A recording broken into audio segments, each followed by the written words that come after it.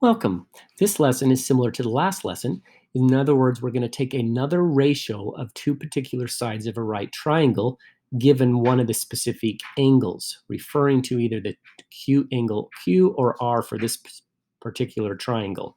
But let's first talk about what we mean by that ratio. We give it a name. A special name is cosine. Full word is written out C-O-S-I-N-E, but they always abbreviate just COS or cosine.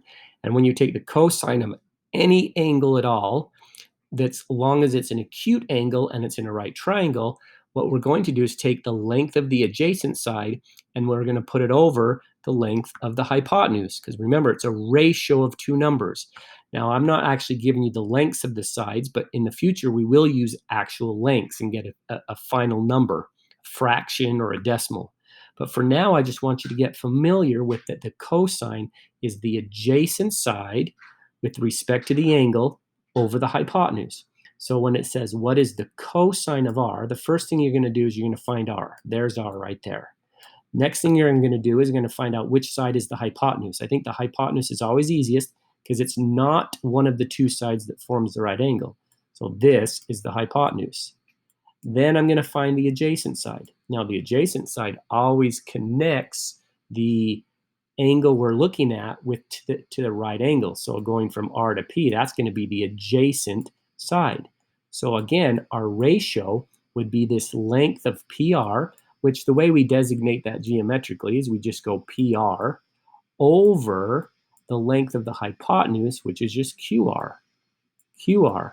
Now remember, the order of the two letters on top really don't matter. It could be an RP, could be a PQ, but I think that's the way it's written here. Where you look over here, oh, there's our PR. That's a QR, not a QP, so it's not the top one. There's a PR, PR, and there's a PQ, PQ, right? So they had just happened to reverse the order of the Q and the P, which is fine. So this is the correct one.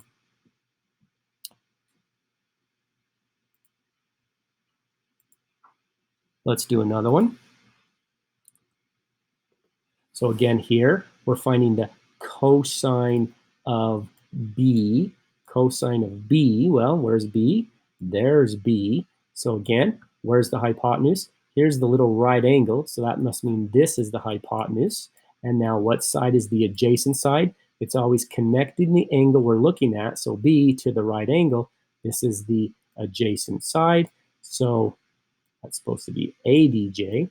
And so what I want to do is I want to do the length of BC over the length of the hypotenuse, which was probably AB if I put them in alphabetical order.